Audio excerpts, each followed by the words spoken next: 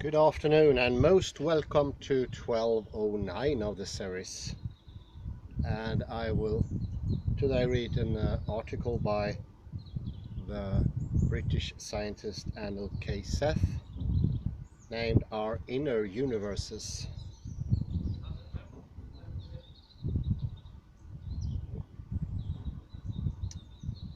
And before I start here, I just have to mention I am becoming more and more aware of, I think there is a reversal going on here, and what was especially pertinent here was the disapproval from Tim Maudlin about how the Nobel Committee in Stockholm formulated the reason for the Nobel Prize. And it goes to show that these are complicated matters, but it also pushed me in quite an opposite direction.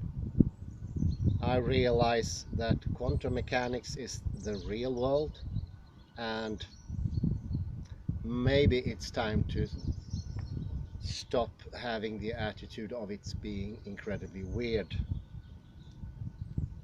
Maybe that we are so infused in every action, in every thinking with the Newtonian model that has become part of our life worlds.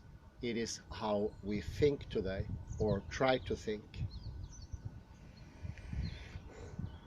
And the crazy thing is not quantum mechanics, it is the Newtonian mechanics.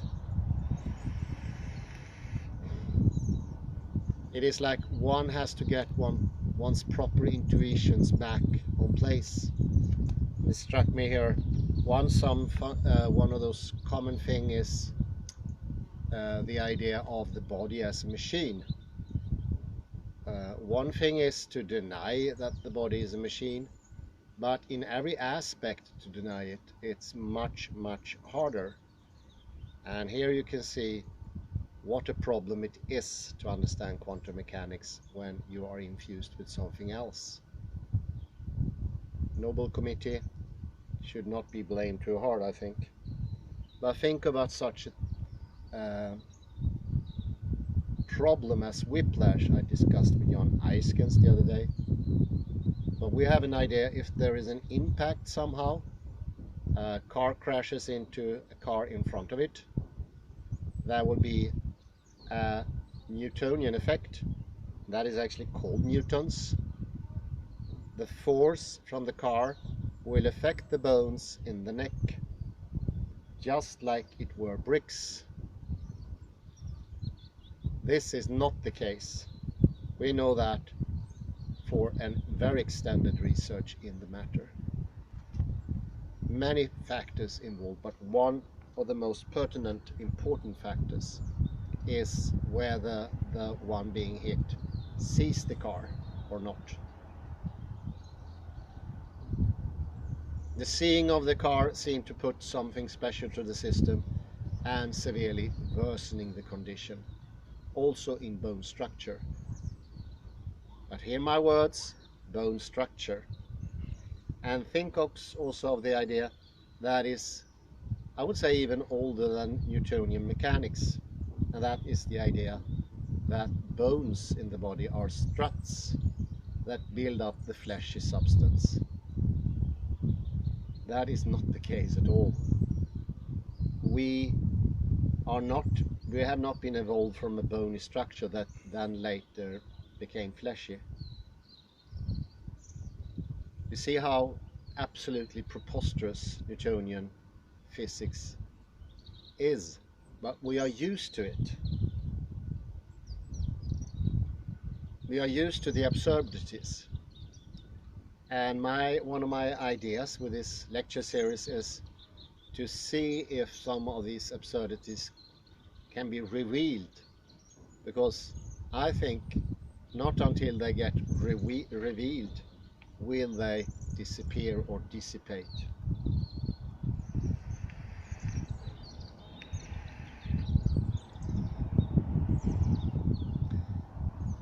it is far from enough to criticize. I think it could be actually damaging to criticize Newtonian physics. It's a start, necessary start, but it's not enough, because criticism and argumentation doesn't finish off the job.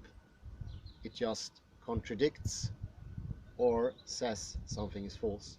One needs to penetrate, to understand.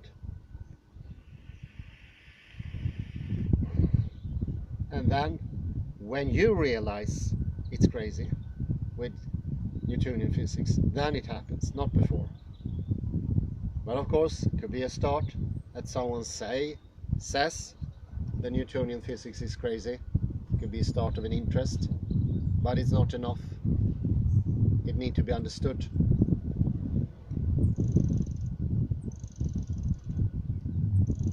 And of course, in this aspect, our friends, or many of the quantum physicists, have done the job through training, mathematics, and they, at least in the workspace, acclimatize to it. But now it's time to reach into the outer sphere, the much bigger one, outside the realm of scientists, to reach into everyday life. And we began with this to look at the brain and to see, for instance, from Dirk Mayer, how the brain can be built up of quantum effects, which is quite different from the regular Newtonian way of looking at the brain as an information storage facilitator. But be patient. Metaphors has, I believe now, entered every aspect, and they need to be understood for what they are, and many times they're not doing serve their purpose. A broad way of saying is, of course, it doesn't fit. Newtonian physics is built for a very narrow sheet of work, not of course fitting to the rest. But that's, I would have to change my mind there, because until we have really understood, we don't have, it's very hard to, well, in the example of whiplash, how would you explain whiplash then? That's a problem.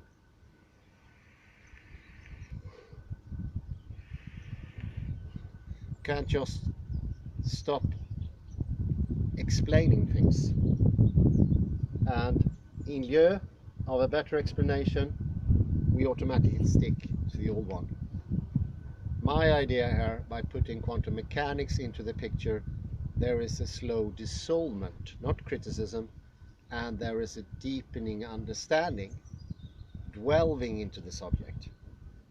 And this is very close to the idea of Edward de Bono, of not criticizing, or not putting arguments only, and do it only when it suits the purpose, but rather to understand, because argumentation stops way too early. It stops on the surface. It's a bit like going to a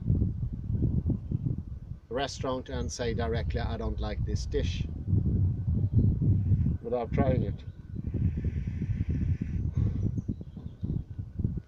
Not until you actually eat it, try it out, and understanding can come to the front. Well, this is my take on it. I will continue with our inner universes, and 2019 is also 1219, sorry, I got confused here, is the number of, no, 1209. You see how easily you get confused? Our Inner Universes by Anil K. Seth. On the 10th of April 2019, Pope Francis, President Salva Kiir of South Sudan, and former rebel leader Riek Machar sat down together for dinner at the Vatican. They ate in silence, the start of a 2-day retreat aimed at reconciliation from a civil war that has killed some 400,000 people since 2013. At about the same time, in my laboratory at the University of Sussex in England,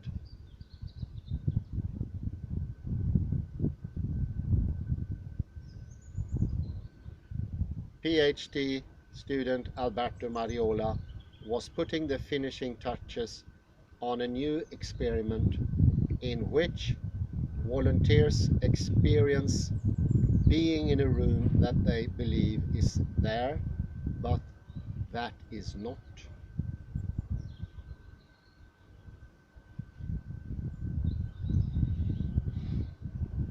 In psychiatry clinics across the globe, people arrive complaining that things no longer seem real to them, whether it's the world around them or their own selves.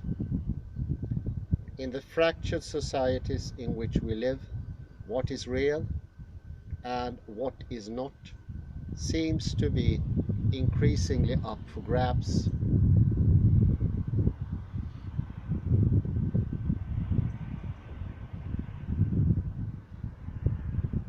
Warring sides may experience and believe in different realities.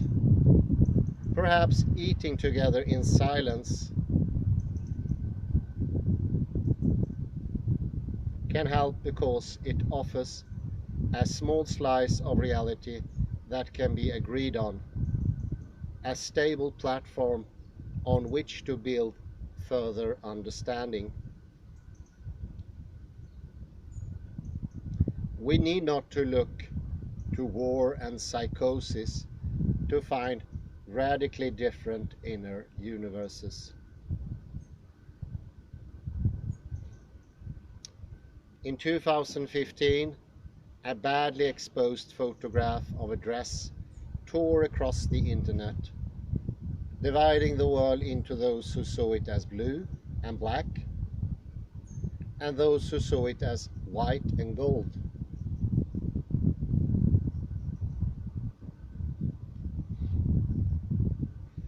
Those who saw it one way were so convinced they were right, that the dress truly was black and blue or white and gold, that they found it almost impossible to believe that others might perceive it differently.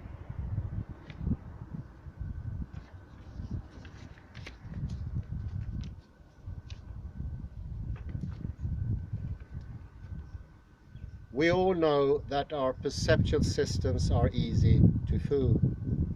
The popularity of visual illusions is testament to this phenomenon. Things seem to be one way, and they are revealed to be another. Two lines appear to be different lengths, but when measured, they are exactly the same. We see movement in an image we know to be still. The story usually told about illusions is that they exploit quirks in the circuitry of perception.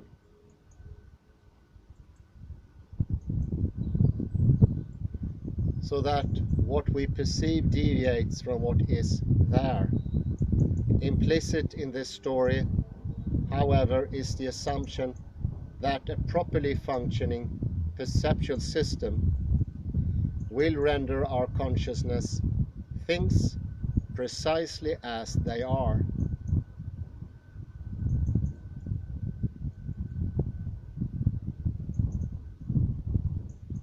The deeper truth is that perception is never a direct window onto an objective reality.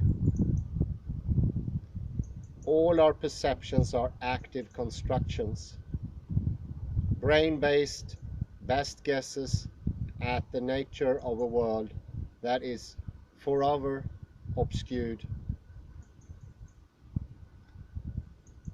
behind a sensory veil. Visual illusions are fractures in the matrix.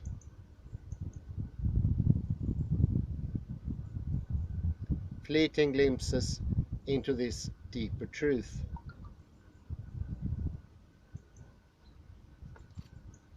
Take, for example, the experience of color. Say the bright red of the coffee mug on my desk. The mug really does seem to be red. Its redness seems as real as its roundness and its solidity. These features of my experience seem to be truly existent properties of the world, detected by our senses and revealed to our mind through the complex mechanisms of perception. Yet we have known since Isaac Newton that colors do not exist out there in the world. Instead, they are cooked up by the brain from mixtures of different wavelengths of colorless electromagnetic radiation. Colors are a clever trick that evolution has hit on to help the brain keep track of surfaces under changing lighting conditions.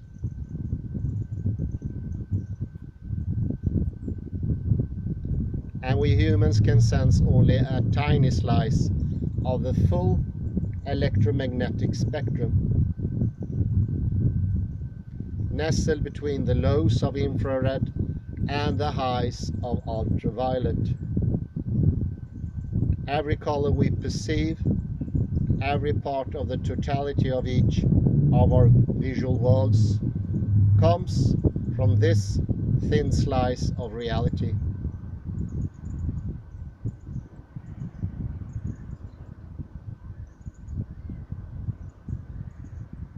Just knowing this is enough to tell us that perceptual experience cannot be a comprehensive representation of an external reality or external objective world.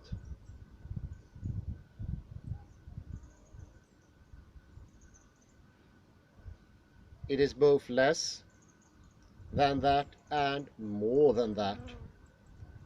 The reality we experience, the way things seem, is not a direct reflection of what is actually out there. It is a clever construction by the brain for the brain.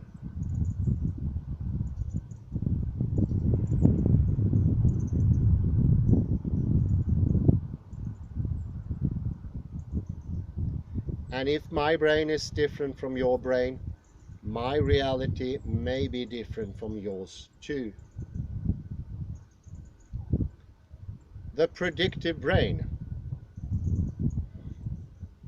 In Plato's allegory of the cave, prisoners are chained to a blank wall all their lives, so that they see only the play of shadows cast by objects passing by a fire behind them.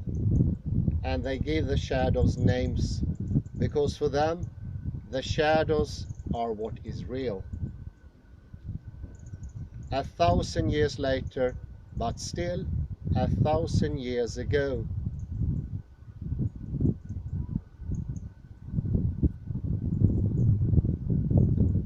Arabian scholar Ibn al-Haytham wrote that perception in the here and now depends on processes of judgment and inference rather than involving direct access to an objective reality.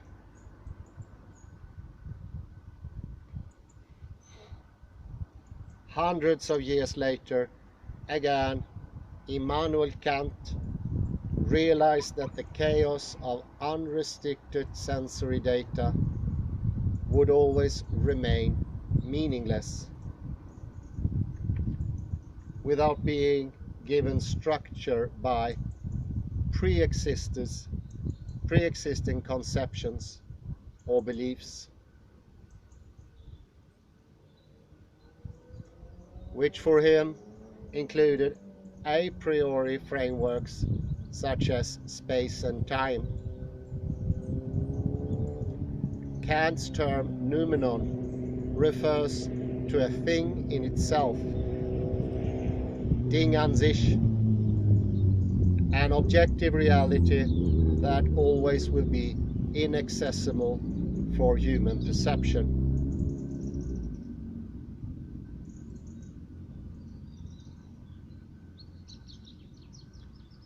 Today these ideas have gained a new momentum through an influential collection of theories that turn on the idea that the brain is a kind of prediction machine, and that perception of the world and of the self within it is a process of brain-based prediction about the causes of sensory signals.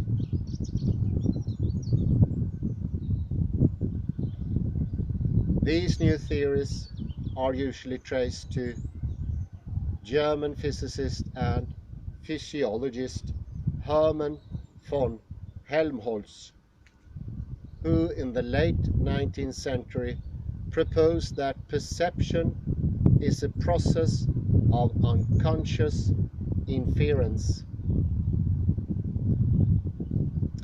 Toward the end of the 20th century, Helmholtz's notion was taken up by cognitive scientists and artificial intelligence researchers, who reformulated it in terms of what is now generally known as predictive coding or predictive processing.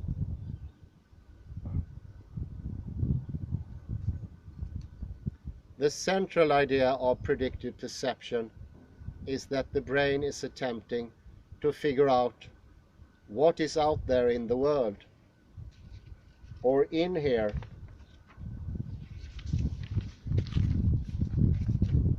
in the body, by continually making and updating best guesses about the causes of its sensory inputs.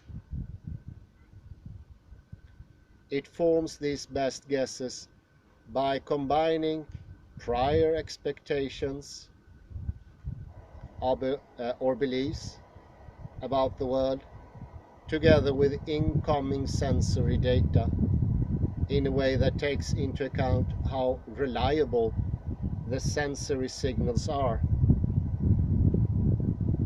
Scientists usually conceive of this process as a form of Bayesian inference.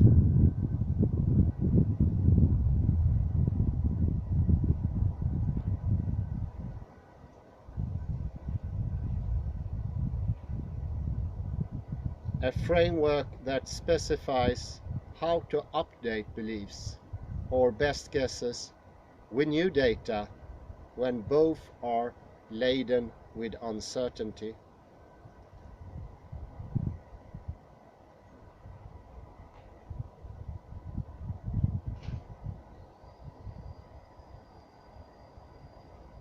In theories of predictive perception, the brain approximates this kind of Bayesian inference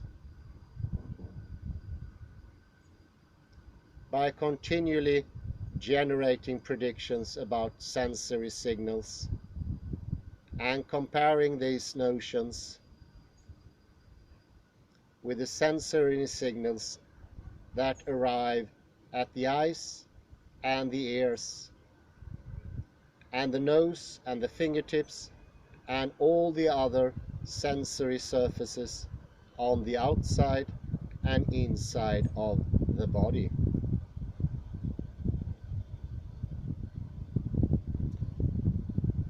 The differences between predicted and actual sensory signals give rise to so-called prediction errors, which are used by the brain to update its predictions, readying it for the next round of sensory input.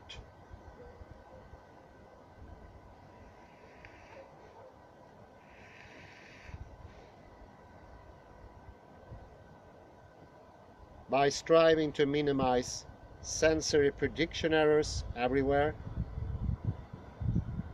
and all the time, the brain implements approximate Bayesian inference, and the resulting Bayesian best guess is what we perceive.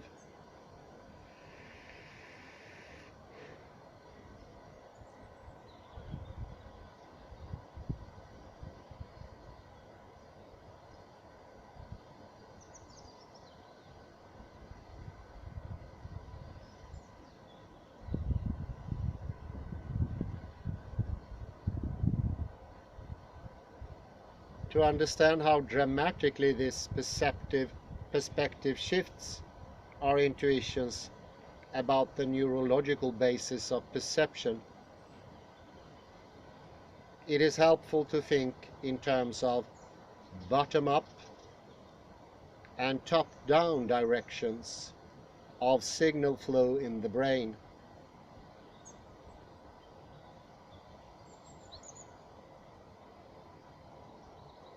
If we assume that perception is a direct window onto an external reality, then it's natural to think that the content of perception is carried by bottom-up signals, those that flow from the sensory surfaces inward.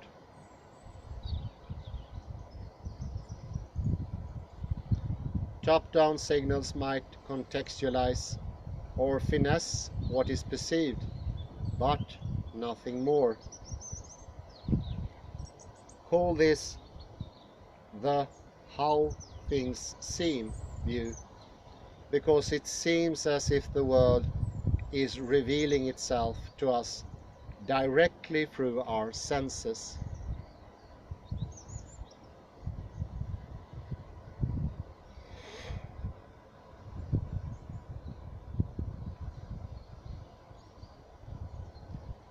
The prediction machine scenario is very different. Here the heavy lifting of perception is performed by the top-down signals that convey perceptual predictions.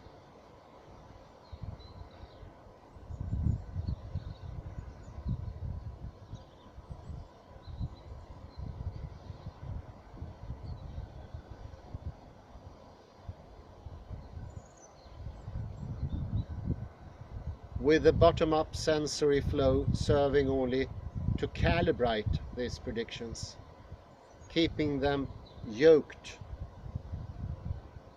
in some appropriate way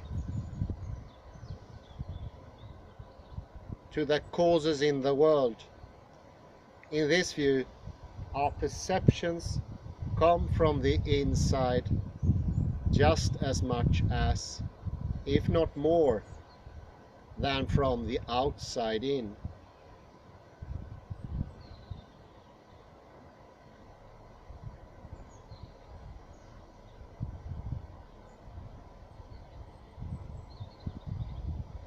Rather than being a passive registration of an external objective reality, perception emerges as a process of active construction, a controlled hallucination as it has to become known.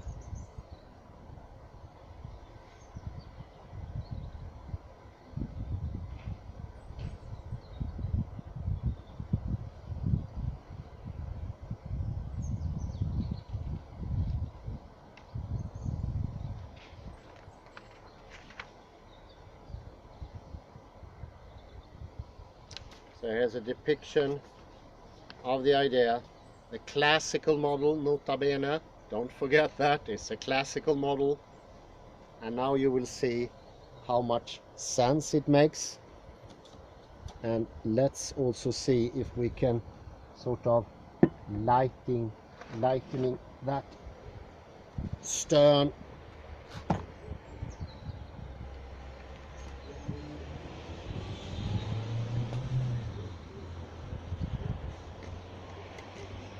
Conviction up a bit.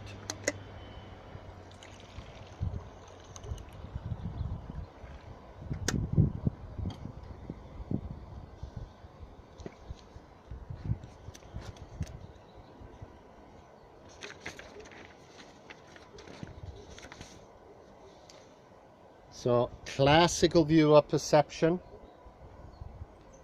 holds that there is a direct window onto an external reality.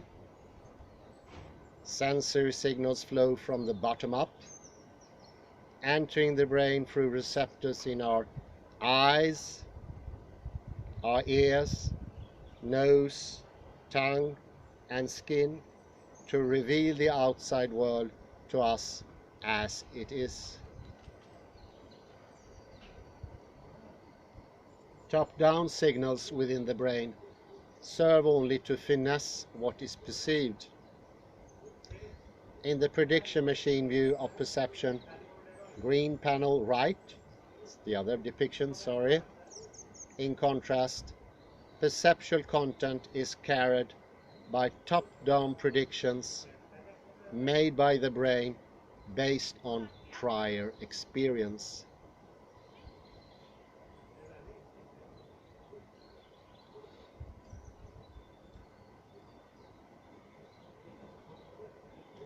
Bottom-up signal function mainly to convey prediction errors, which reign in the brain's hypothesis.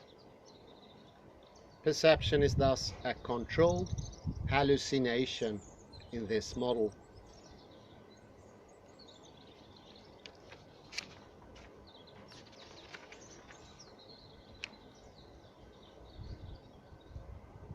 Why controlled hallucination?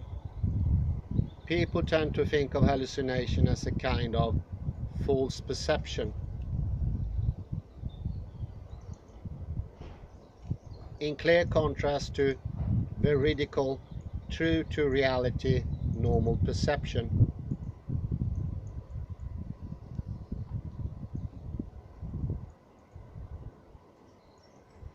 The prediction machine view suggests instead a continuity between hallucination and normal perception.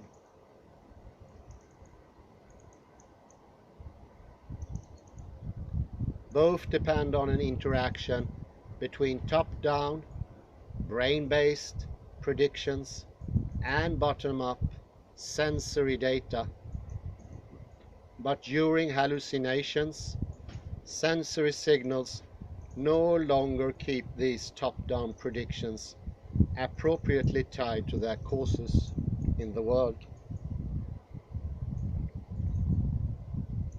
What we call hallucination, then, is just a form of uncontrolled perception.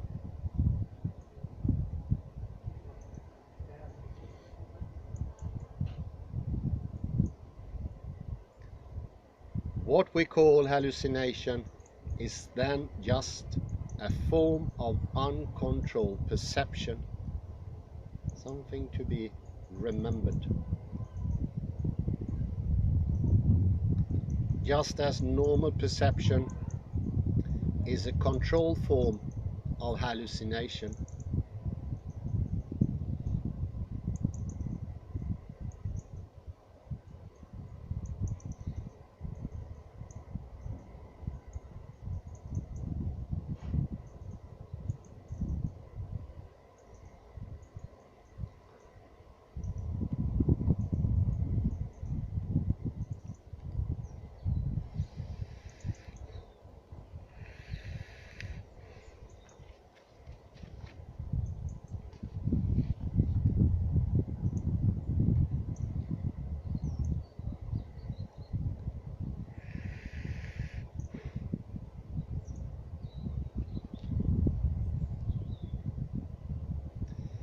This view of perception does not mean that nothing is real. Writing in the 17th century, English philosopher John Locke made an influential distinction between primary and secondary qualities.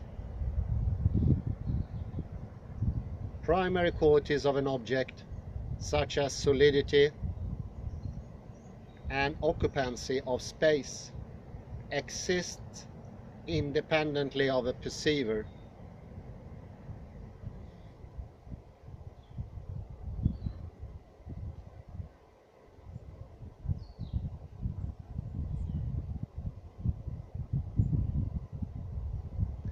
Secondary qualities, in contrast, exist only in relation to a perceiver.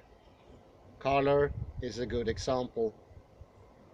This distinction explains why conceiving of perception as controlled hallucination does not mean it's okay to jump in front of a bus.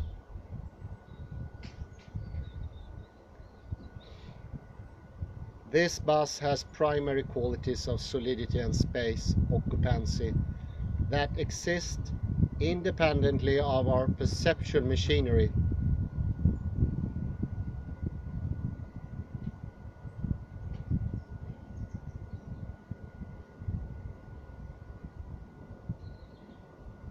And that can do us injury. It is the way in which the bus appears to us that is a controlled hallucination, not the bus itself.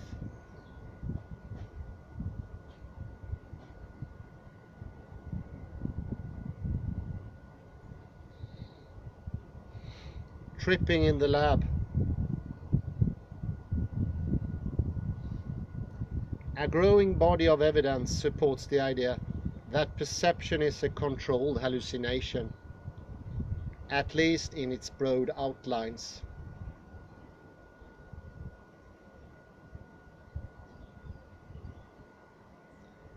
A 2015 study by Christophe Teufel, or Teufel, of Cardiff University in Wales, and his colleagues offer a striking example. In this study, patients with early stage psychosis who were prone to hallucinations were compared with healthy individuals in their ability to recognize so-called two-tone images.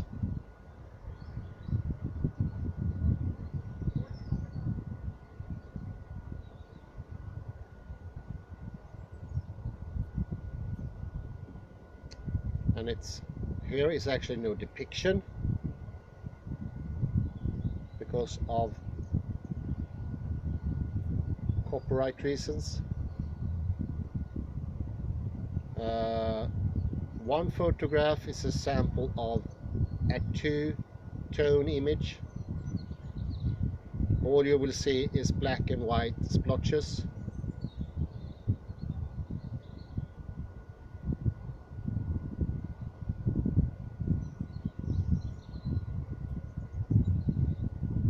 Now, after you read the rest of the sentence, look at the image of page 2. Then have another look at the first photo. It ought to look rather different. Where previously there was a splotchy mess, there are now distinct objects and something is happening.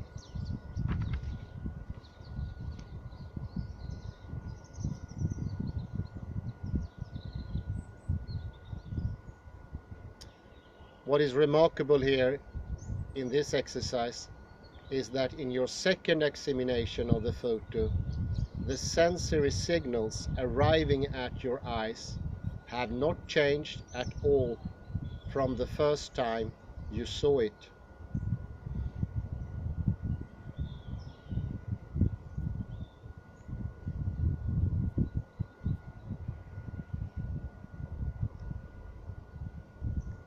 All that has changed are your brain's prediction about the causes of these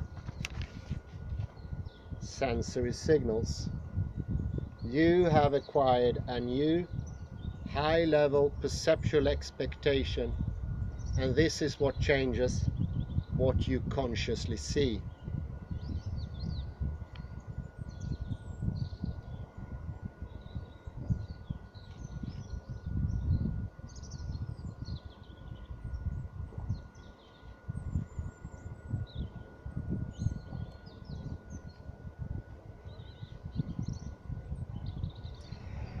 If you show people many of these two-tone images, each followed by the full picture, they might subsequently be able to identify a good proportion of the two-tone image. Though not all of them. In Teufel's study, people with early-stage psychosis were better at recognizing two-tone images after having seen the full image than were healthy control subjects.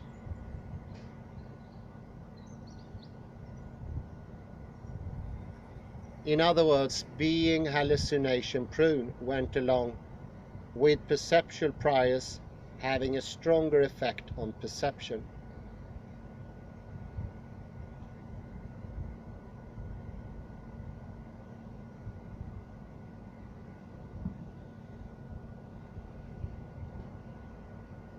This is exactly what would be expected if hallucinations in psychosis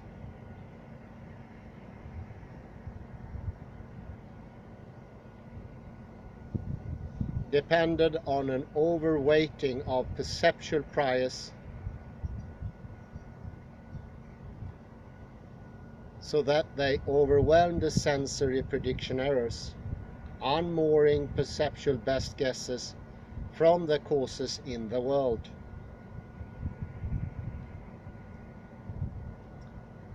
Recent research has revealed more of this story.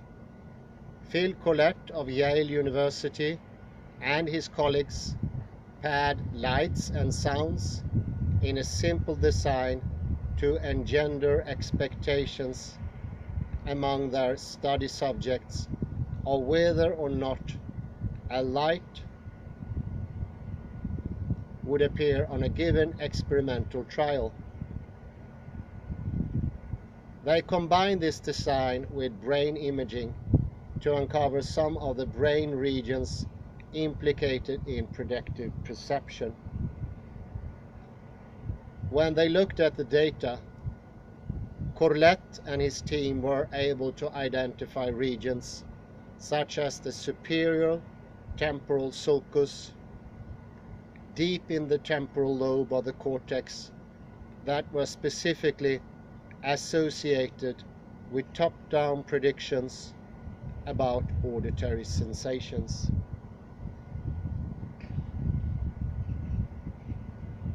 This is an exciting new development in mapping the brain basis of controlled hallucinations.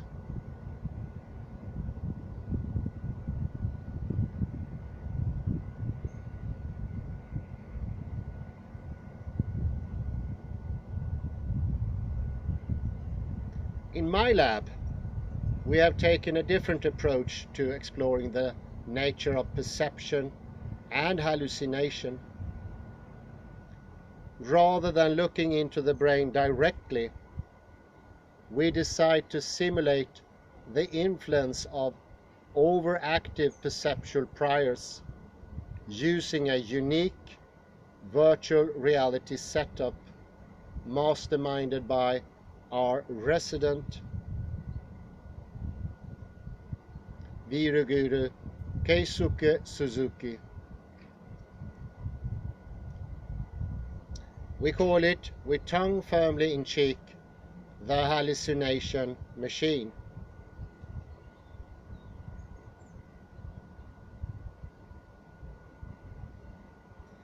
Using a 360-degree camera, we first recorded panoramic video footage of a busy square in the University of Sussex campus on a Tuesday at lunchtime.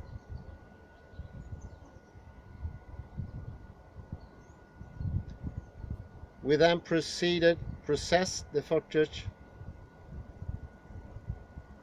through an algorithm based on Google's AI program Deep Dream to generate a simulated hallucination.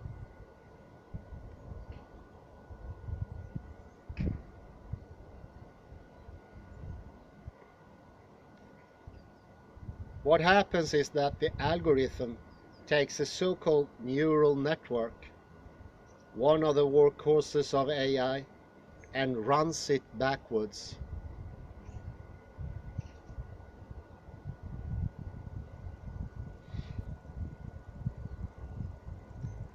The network we used had been trained to recognize objects in images. So if you run it backward, updating the network's input instead of its output, the network effectively projects what it thinks is there onto and into the image. Its predictions overwhelm the sensory input, tipping the balance of perceptual best guessing toward these predictions.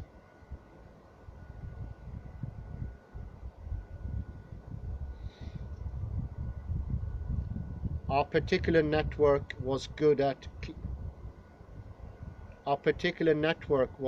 at classifying different breeds of dogs, so the video became unusually suffused with dog presences.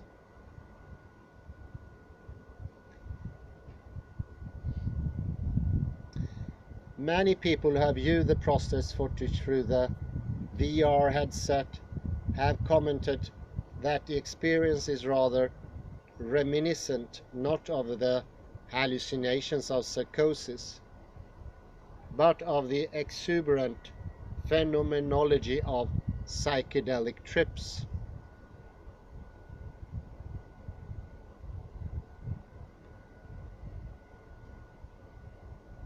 By implementing the hallucination machine in slightly different ways, we could generate different kinds of conscious experience.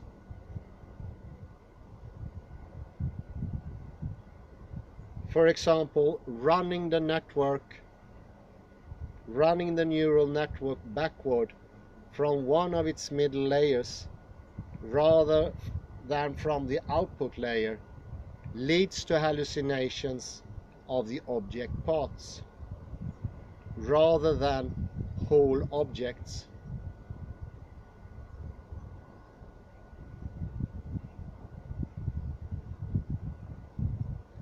As we look ahead, this method will help us match specific features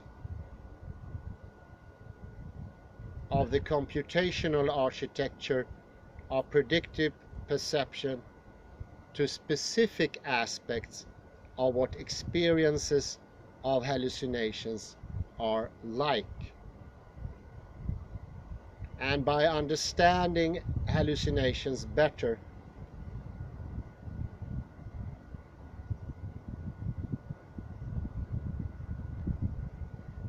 we will be able to understand normal experience better too, because predictive perception is at the root of all our perceptual experience.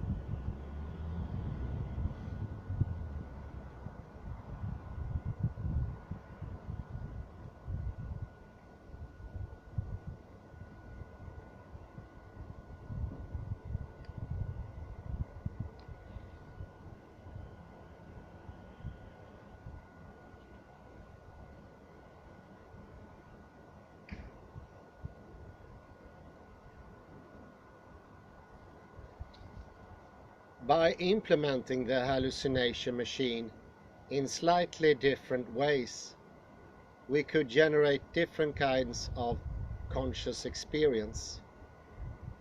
For example, running the neural network backward from one of its middle layers rather than from the output layer leads to hallucinations of object parts rather than whole objects.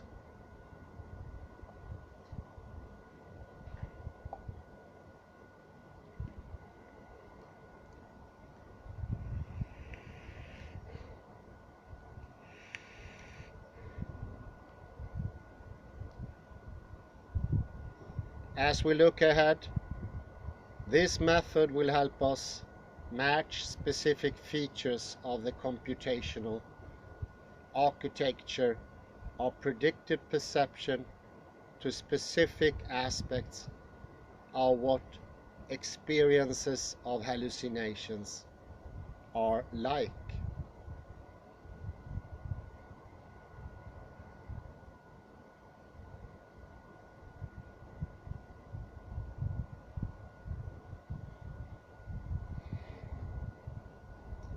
And by understanding hallucinations better, we will be able to understand normal experience better.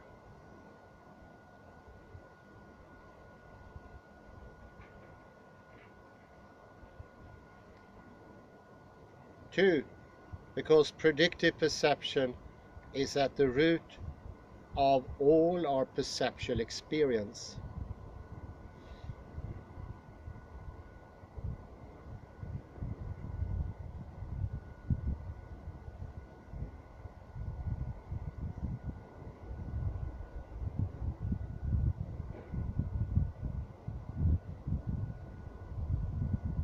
The perception of reality.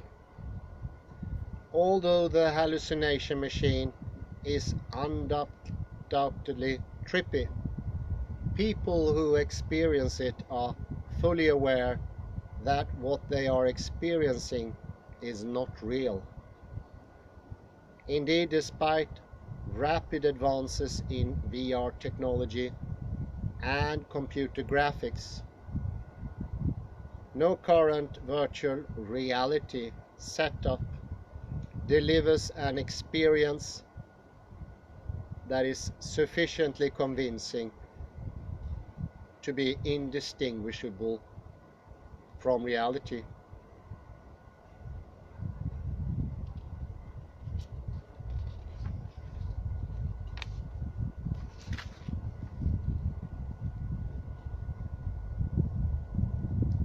This is the challenge we took up when designing a new substitutional reality setup at Sussex. The one we were working on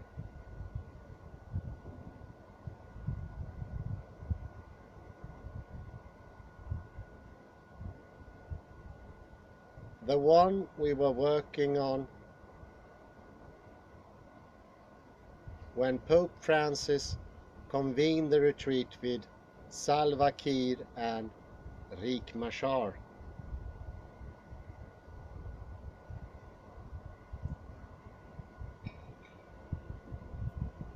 Our aim was to create a system in which volunteers would experience an environment as being real and believe it to be real, when in fact it was not real.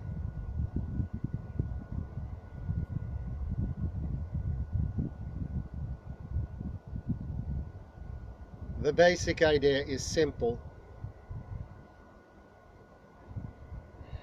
We again pre-recorded some panoramic video footage, this time of the interior of our VR lab rather than of an outside campus scene. People coming to the lab are invited to sit on a stool in the middle of the room and to put a VR headset that has a camera attached to the front. They are encouraged to look around in the room and to see the room as it actually is via the camera.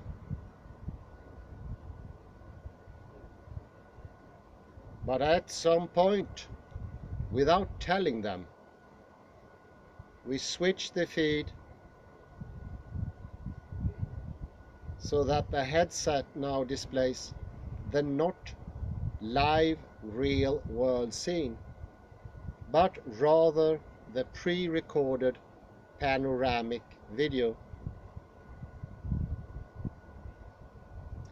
Most people in this situation continue to experience what they are seeing as real, even though it is now a fake pre-recording.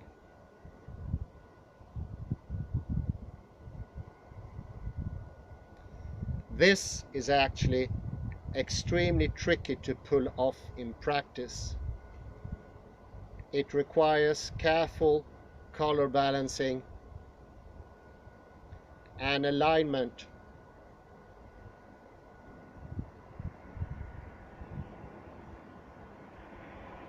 to avoid people noticing any difference that would tip them off to the shift.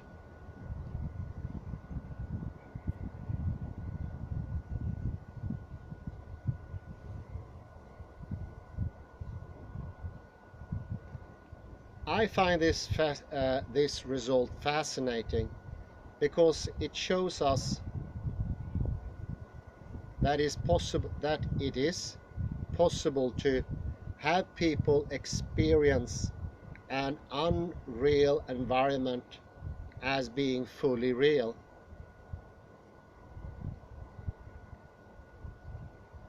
This demonstration alone opens new frontiers for VR research. We can test the limits of what people will experience and believe to be real. It also allows us to investigate how experiencing things as being real can affect other aspects of perception.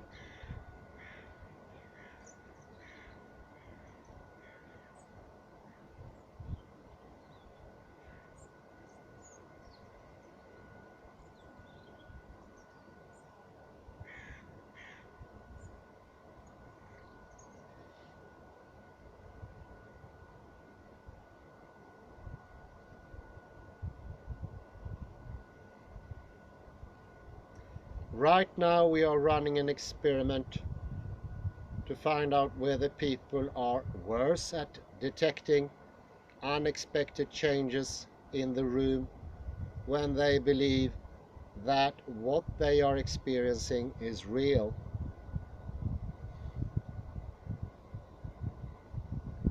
If things do turn out this way, the study is ongoing. That finding would support the idea that the perception of things as being real itself acts as a high-level prior that can substantively shape our perceptual best guesses, affecting the contents of what we perceive.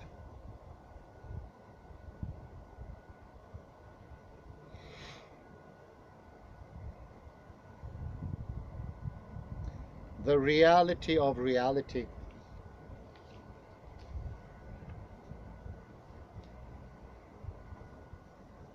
Put in a pause here before.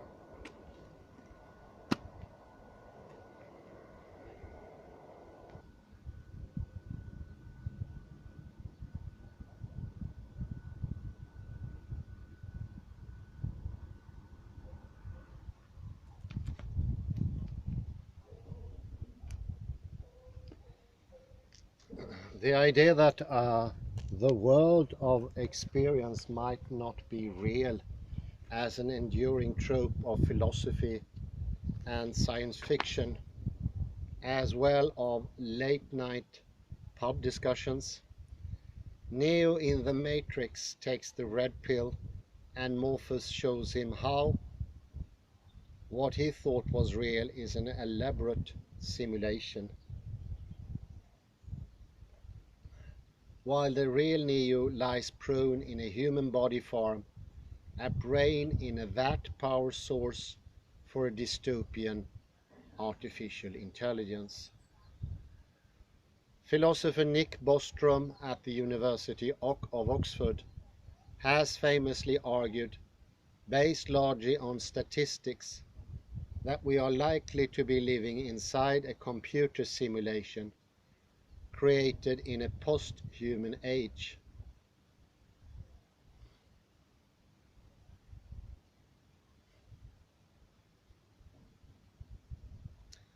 I disagree with this argument because it assumes that consciousness can be simulated. I do not think that this is a safe assumption, but it is thought-provoking nonetheless. Although these chunky metaphysical topics are fun to chew on, they are probably impossible to resolve. Instead, what we have been exploring throughout this article is the relation between appearance and reality in our conscious perceptions, where part of this appearance is the appearance of being real itself.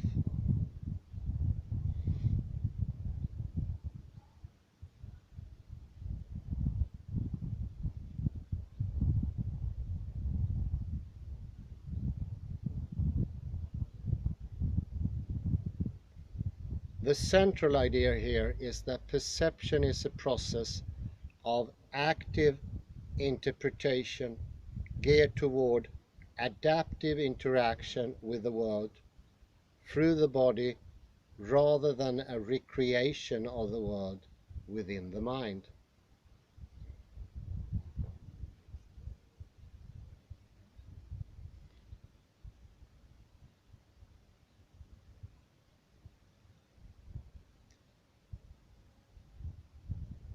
The contours of our perceptual worlds are controlled hallucinations, brain-based best guesses about the ultimately unknowable causes of sensory signals.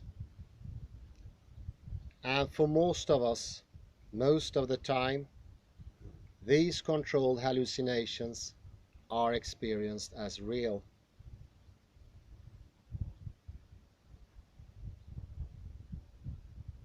As Canadian rapper and science communicator Baba Brinkman suggested to me, when we agree about our hallucinations, maybe this is what we call reality.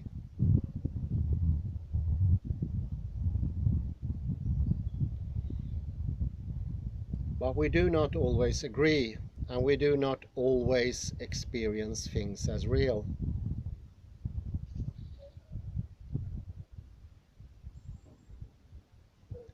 People with dissociative psychiatric conditions, such as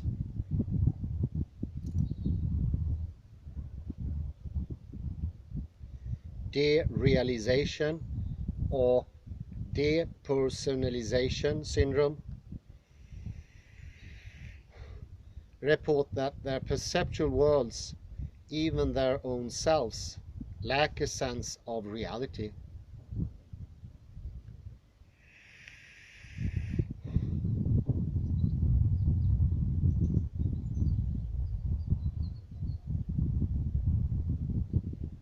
Some varieties of hallucination, various psychedelic hallucinations among them, combine a sense of unreality with perceptual vividness,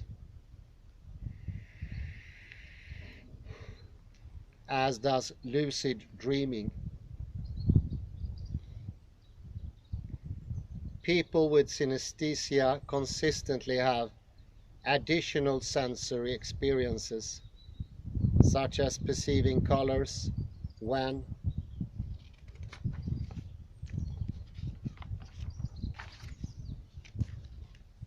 viewing black letters, which they recognize as not real.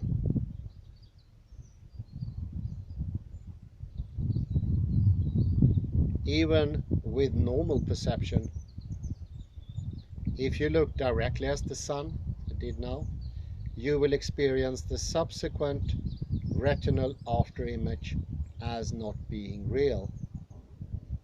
There are many such ways in which we experience our perceptions as not fully real.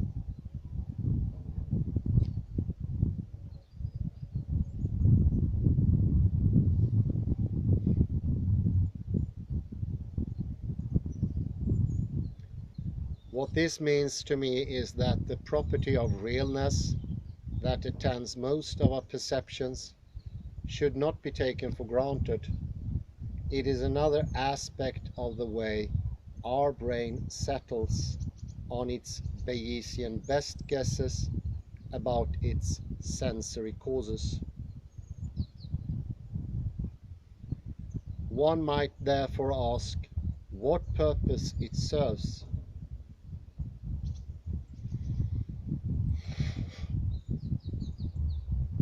Perhaps the answer is that a perceptual best guess that includes the property of being real is usually more fit for purpose, that is better able to guide behavior, than one that does not.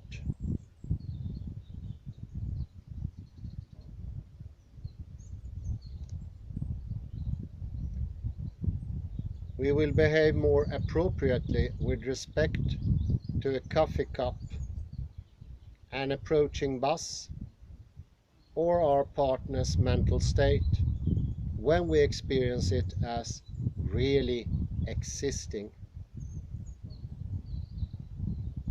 But there is a trade-off, as illustrated by the dress illusion.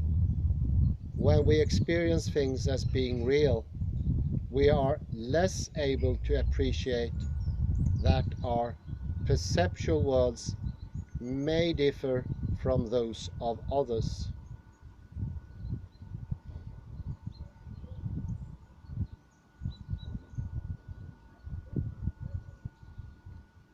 In parenthesis is here of the illusion. One leading explanation for the differing perceptions of garment holds that people who spend most of their waking hours in daylight see it as white and gold. Night owls, who are mainly exposed to artificial light, see it as blue and black.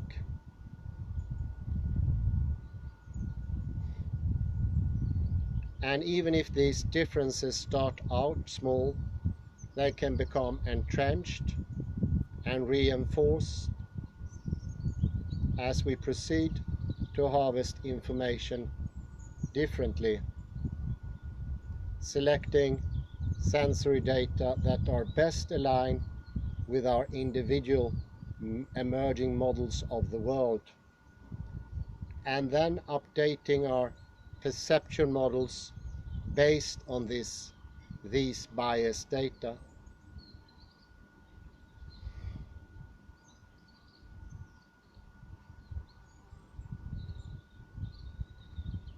We are all familiar with this process from the echo chambers of social media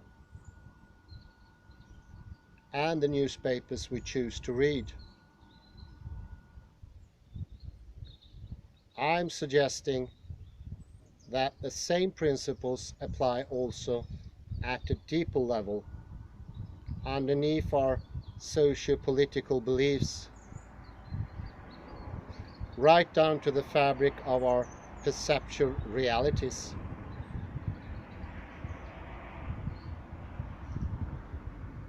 They may even apply to our perception of being a self, the experience of being me or of being you. because the experience of being a self is itself a perception. This is why understanding the constructive, creative mechanism of perception has an unexpected social relevance.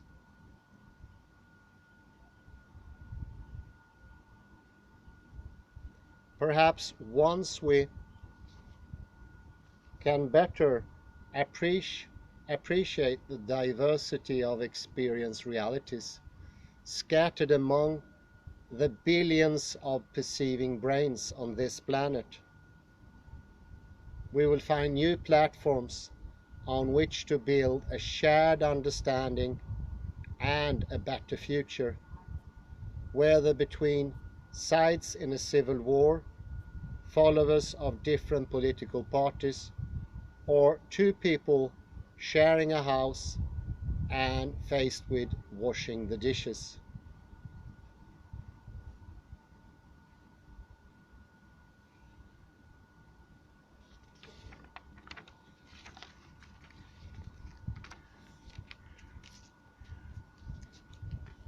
And to give further fuel to this fire that I ignited, there is another article coming up here, Why Good Thoughts Block Better Ones, by Marin Bilalic and Peter MacLeod.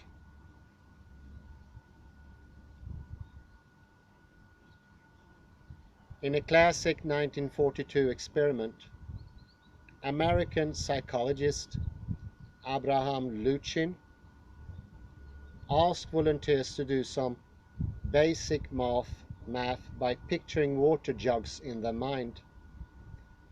Given 3 empty containers, for example, each with a different capacity,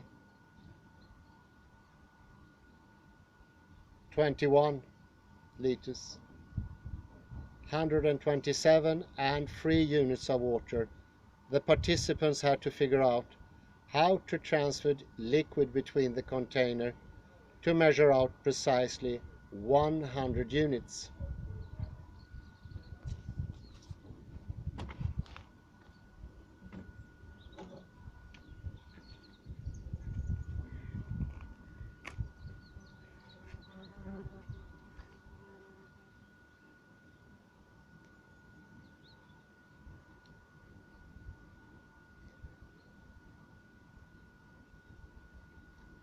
The solution was to first fill the second jug to its capacity of 127 units, then empty it into the first to remove 21 units, leaving 106, and finally to fill the third jug twice to subtract 6 units for a remainder of 100.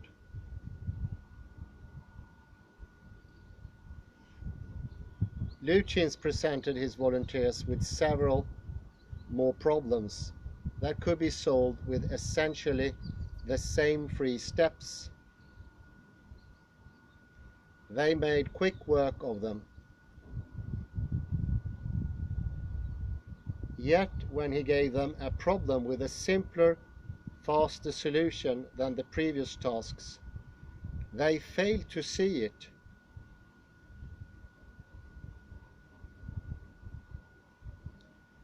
This time Lutyens asked the participants to measure out 20 units of water using containers that could hold 23, 49 and 3 liquid units. The solution is obvious, right? Simply fill the first jug, empty it into the third one. You got 20.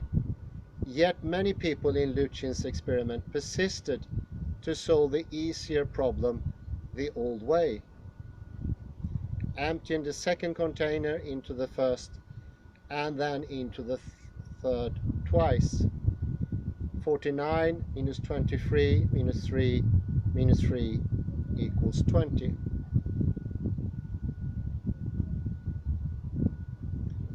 And when Lutyens gave them a problem that had a 2-step solution but could not be solved using the 3-step method, to which the volunteers had been accustomed, they gave up, saying it was impossible.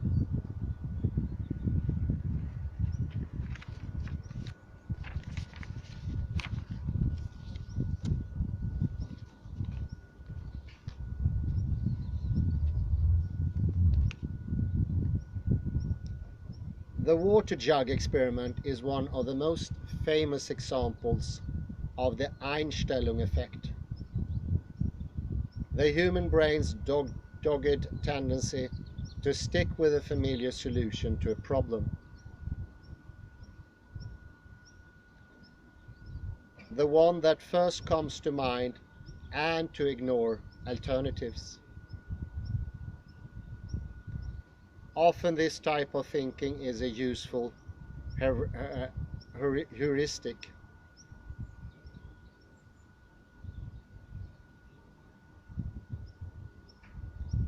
Once you have hit on a successful method to, say, peel garlic, there is no point in trying an array of different techniques every time you need a new clove.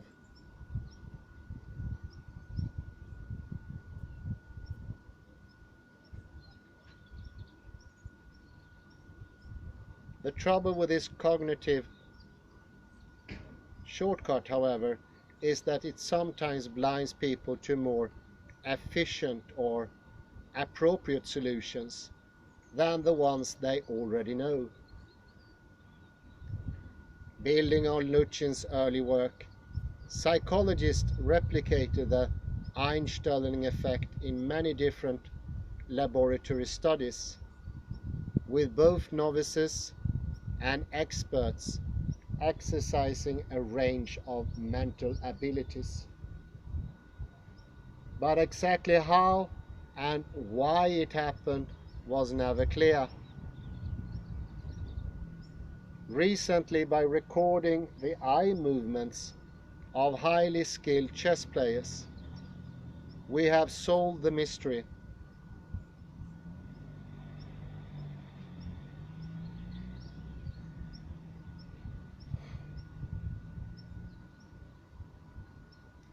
It turns out that people under the influence of this cognitive shortcut are literally blind to certain details in their environment that could provide them with a more effective solution.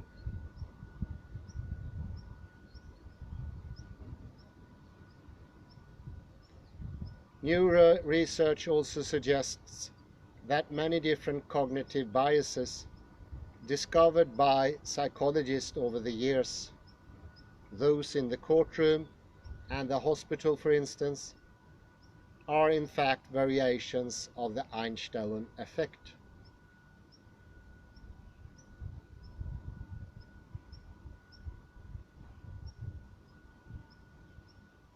Back to square one.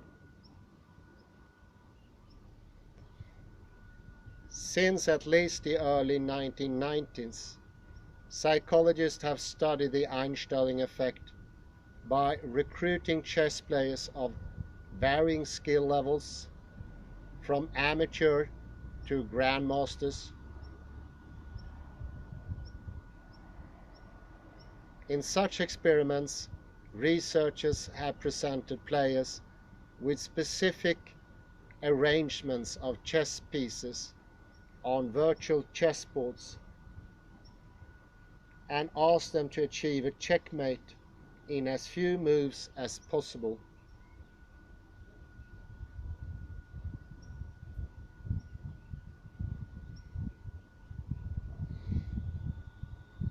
Our own studies, for instance, provided expert chess players with scenarios in which they could accomplish a checkmate using a well-known sequence called smothered mate. In this 5-step maneuver, the queen is sacrificed to draw one of the opponent's pieces onto a square to block off the king's escape route.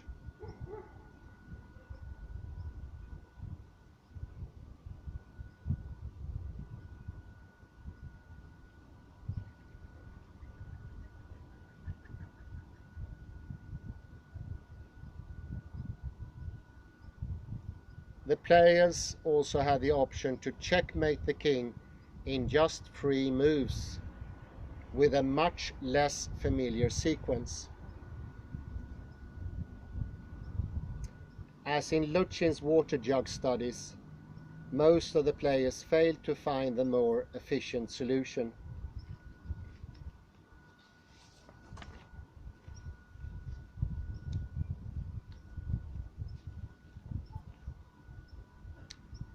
During some of these studies, we asked the players what was going through their minds.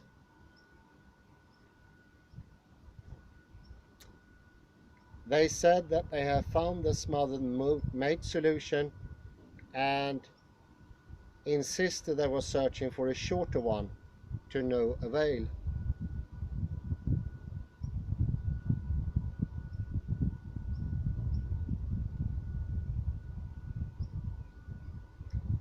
But the verbal reports offered no insight into why they could not find a swifter solution.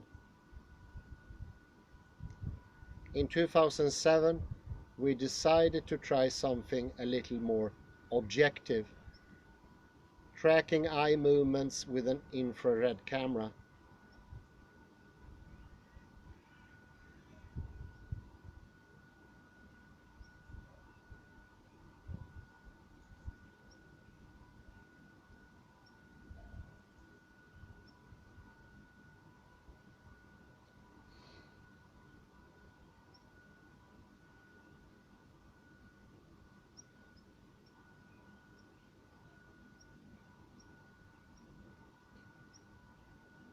Which part of the board people looked at and how long they looked at different areas would univocally tell us which aspects of the problem they were noticing and ignoring.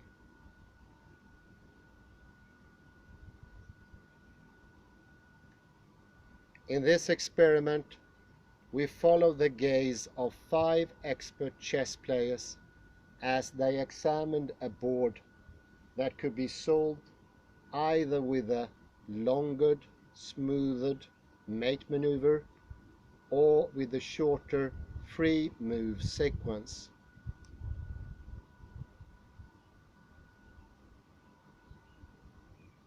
After an average of 37 seconds, all the players insisted that the smoothed mate was the speediest possible way to corner the king. When we presented them with a board that could be solved only with the 3-sequence move, however, they found it with no problem. And when we told the players that this same swift checkmate had been possible in the previous chessboard, they were shocked. "No, it's impossible," one player exclaimed. "It is a different problem. It must be. I would have noticed such a simple solution," and so on. Clearly, the mere possibility of the smoothed mate move was stubbornly masking alternative solutions. In fact, the Einstellung effect was powerful enough to temporarily lower expert chess masters to the level of much weaker players.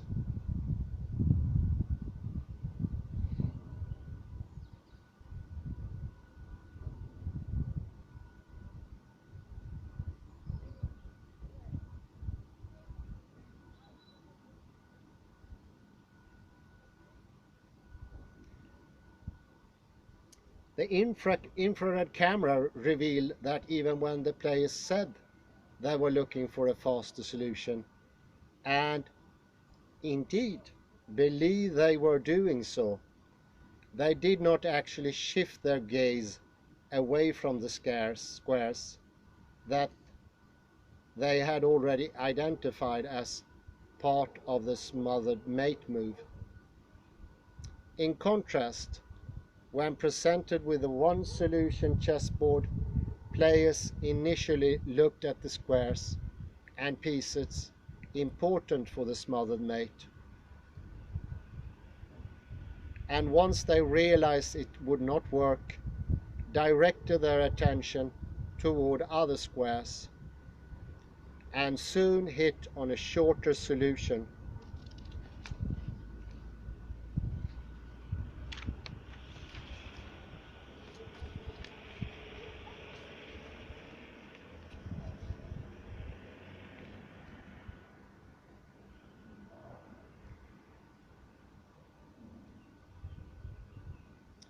Basis for bias. In 2013, Heather Sheridan, now at the University of Albany, SUNY, and Eyal M. Reingold of the University of Toronto published studies that corroborate and complement our eye tracking experiments. They presented 17 novice and 17 expert chess players with two different situations. In one scenario, a familiar checkmate maneuver, such as the smothered mate, was advantageous.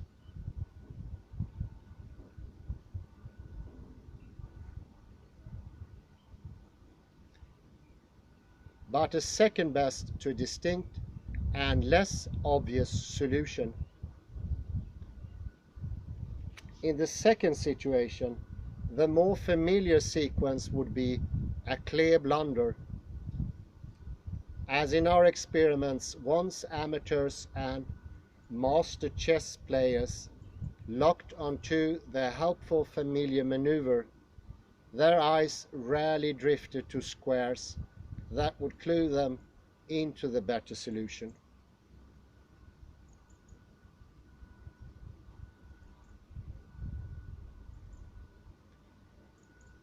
When the well-known sequence was obviously a mistake, however, all the experts and most of the novices detected the alternative.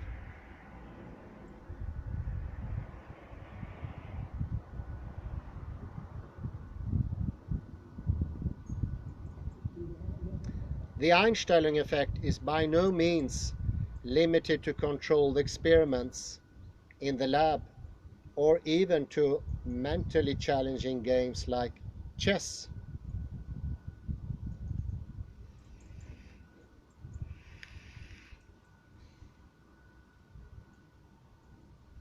Rather, it is the basis for many cognitive biases.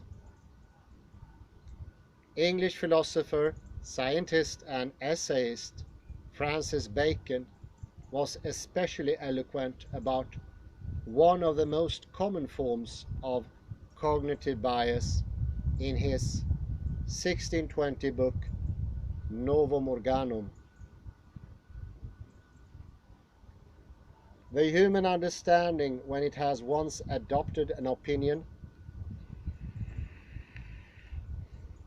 draws all things else to support and agree with it.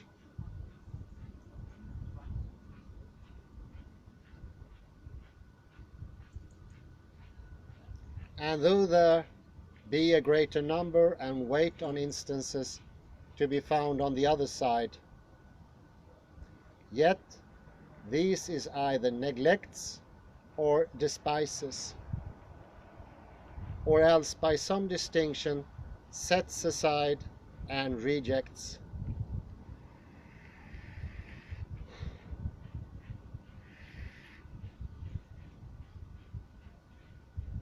Men mark the events where they are fulfilled, but where they fail, though this happen much much more often, neglect and pass them by, but with far more subtly does this mischief insinuates itself into philosophy and the sciences, in which the first conclusion colors and brings into conformity with itself all that comes after.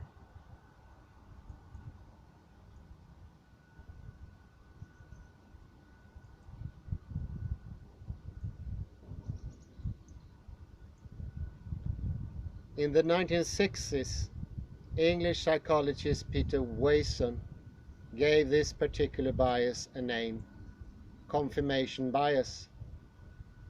In controlled experiments,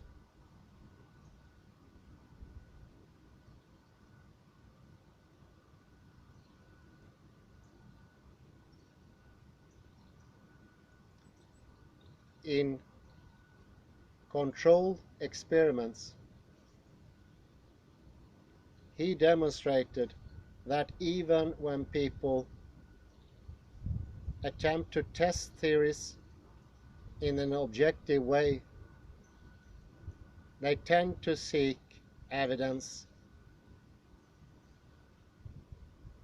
that confirms their ideas and to ignore anything that contradicts them.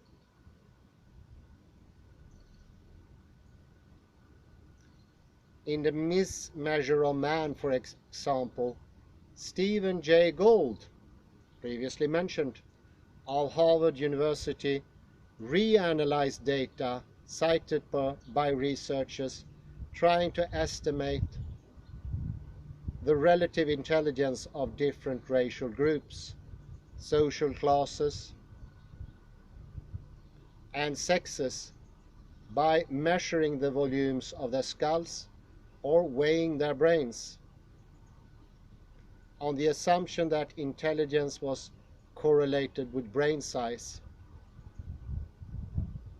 Gould uncovered massive data distortion.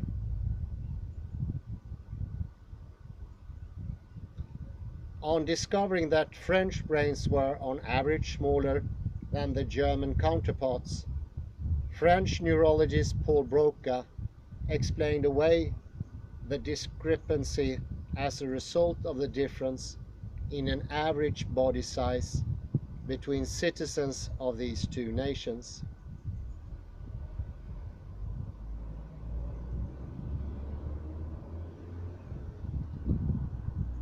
After all, he could not accept that the French were less intelligent than the Germans.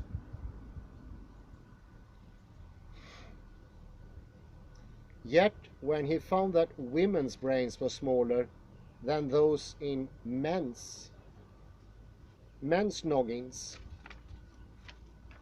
noggin is a brain, I think, he did not apply the same correction for body size, because he did not have any problem with the idea that women were less intelligent than men.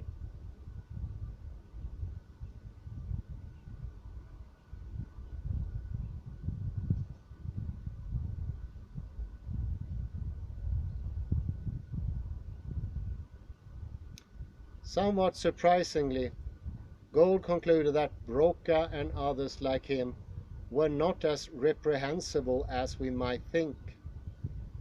In most cases discussed in this book, we can be fairly certain that biases were unknowingly influential and that scientists believe they were pursuing unsullied truth. Gould wrote, in other words, just as we observed in our chess experiments, comfortably familiar ideas blinded Broca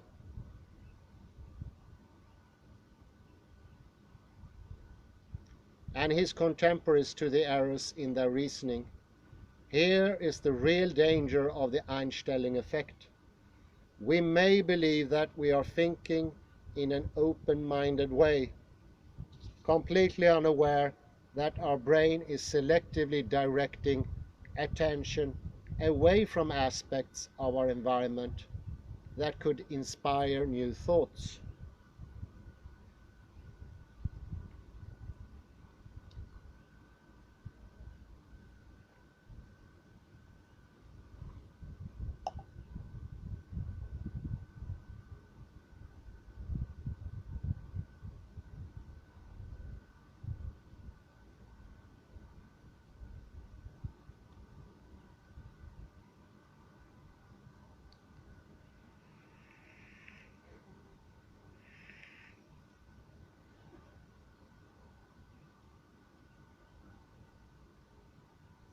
Any data that do not fit the solution of theory or theory we have already clung to are ignored or discarded. This is often stated by Edward de Bono, that the common idea of the most correct scientific method is a trap. Perceptual is wrong. We should always construct towards betterment, not correct or true.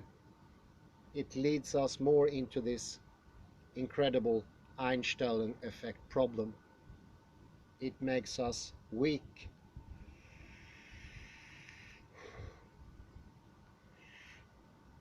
Everybody can in some way make themselves true, but what we should strive for is betterment.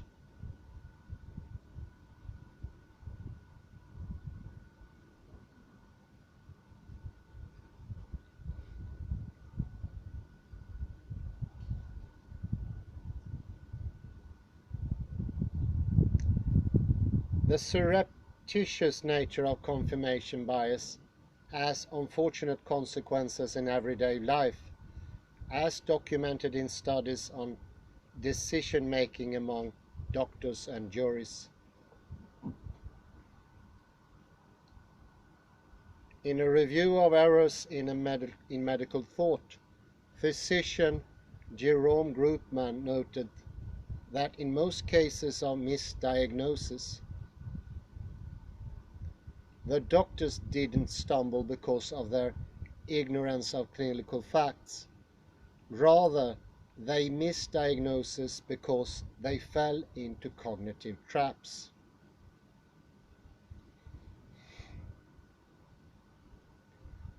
When doctors inherit a patient from another doctor, for example, the first clinician's diagnosis can blind the second to important and contradictory details of the patient's health that might change the diagnosis.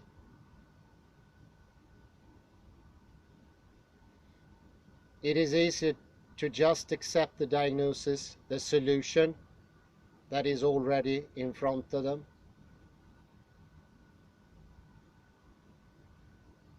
than to rethink the entire situation. Similarly, radiologists examining chest X-rays often fixate on the first abnormality they find and fail to notice further signs of illness that should be obvious, such as a swelling that could indicate cancer. If those secondary details are presented alone, however, radiologists see them right away.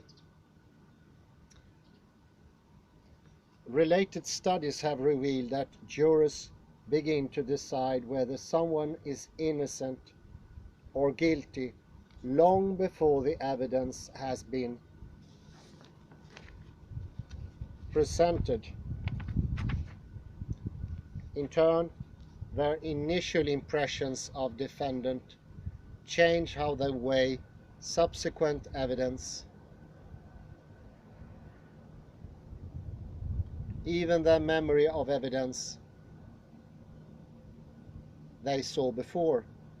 Likewise, if an interviewer finds a candidate to be physically attractive, he or she will automatically perceive that person's intelligence and personality in a more positive light, and vice versa.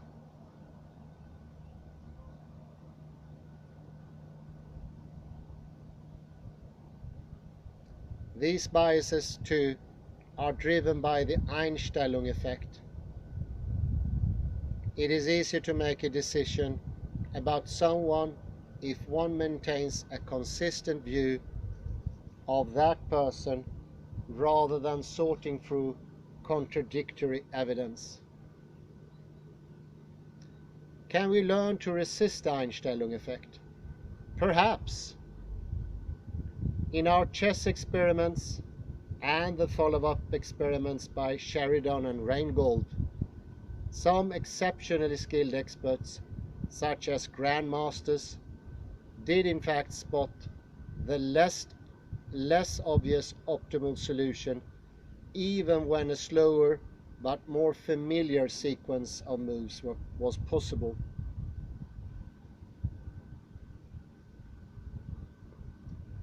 This suggests that the more expertise someone has in their field, whether chess, science, or medicine, the more immune they are to cognitive bias. But no one is completely impervious. Even the grandmasters failed when we made the situation tricky enough. Actively remembering that you are susceptible to the Einstellung effect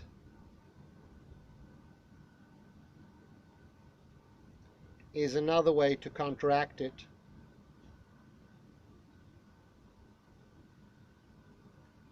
When considering the evidence on, say, the relative contribution of human-made and naturally occurring greenhouse gases to global temperature, remember that if you already think you know the answer, you will not judge the evidence objectively. Instead, you will notice evidence that supports the opinion you already hold. Evaluate as stronger than it really is, and find it more memorable than evidence that does not support your view.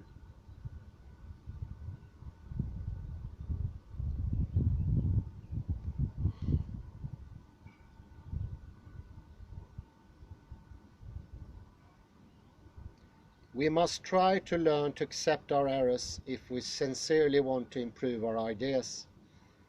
English naturalist Charles Darwin came up with a remarkable simple and effective technique to do just this. I had, during many years, followed a golden rule, namely that whenever a published fact, a new observation or thought came across me, which was opposed by my general results, to make a memorandum of it without fail and at once. He wrote, "For I have found by experience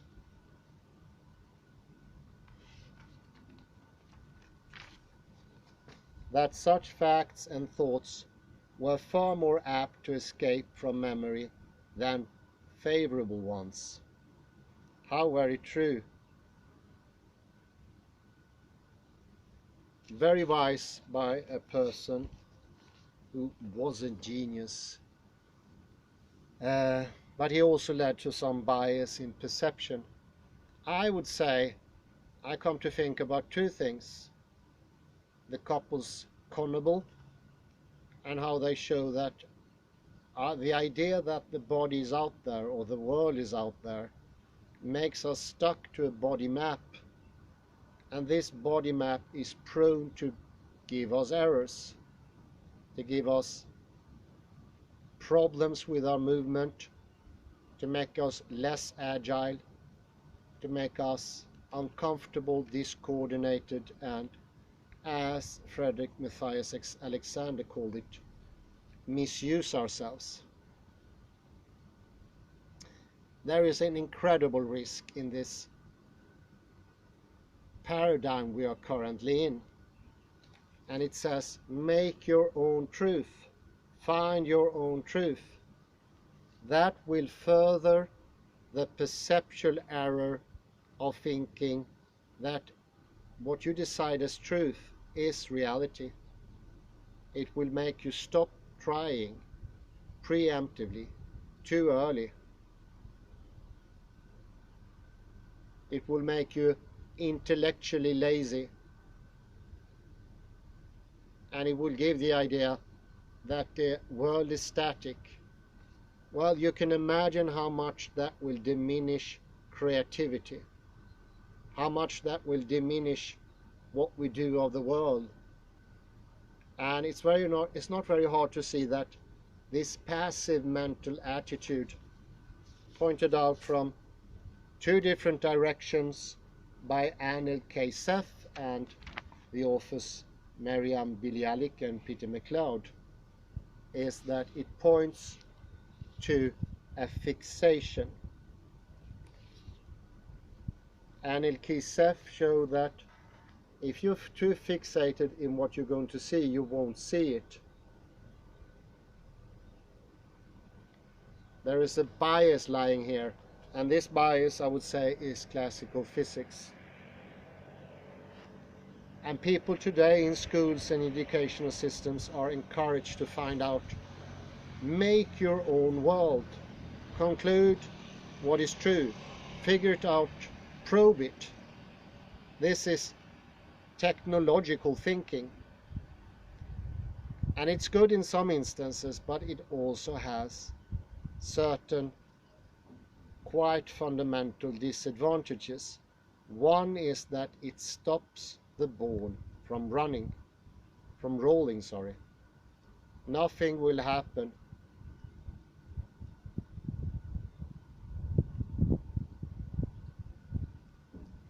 Instead of developing our thinking and deepening it, we stop it right here and saying, well, I have the truth already. And people stuck, according to Barbara Conable, in one world are people who are not moving smoothly anymore.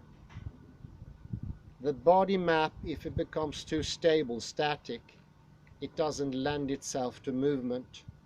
It is like a piece of Greek ontology, an existence made of bony structures, made of muscles that are sort of put on the bony structure. And our misconception even where the bones ends and where they go makes our use of our body to destroy our bodies.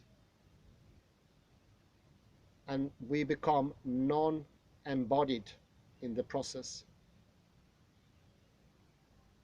It poses huge dangers for movement and understanding if we assume that everybody have the same perception of reality. That locks the rolling, developing movement even more. This was so clearly pointed out by the now passed away, I would say, super genius Edward de Bono last year, that thinking is in the best and most truest hypothesis will bring us forward is a perceptual error of grave character. It will lock us. It doesn't mean to do without truth. It actually means that truth becomes more important. Edward de Bono said, truth is a function. And if you understand that, you can use truth much better. But saying it's a true world, in itself, it's saying that there is a static, cemented reality out there, and your perception as well, which is also important, is also cemented. Correct or more or less correct. That idea is disastrous for cognition, both on the subjective side and on the objective side at the very same time. The error becomes graver for each time you make yourself true. It becomes a megalomania without a purpose because it will not progress anything. We no longer look for, as Anil Seth said, fitness. I don't know if he said that, but fitness is the thing. What use does the perception serve? What do we want to? We want to avoid buses. We also want to become better at avoiding buses. So the fixation of a bus as a bus as an existence is detrimental. Already shown from physics, existence is a big boulder that doesn't move easily. It's stone logic. It makes the brain hard. It makes the thinking and the movement, your way of talking, less smooth, less suave. Going into the suave move is going into the potential, and there you can be with reality, and there you can be real. Whereas in the reality with a little r, a ready-made reality, nothing really can become real, because there's no longer an absencing and a becoming. It's just one stable mode. And this is an attitude, as so eloquently pointed out by Ian McGilchrist. I say thank you very much and have a very pleasant afternoon. Bye bye for now.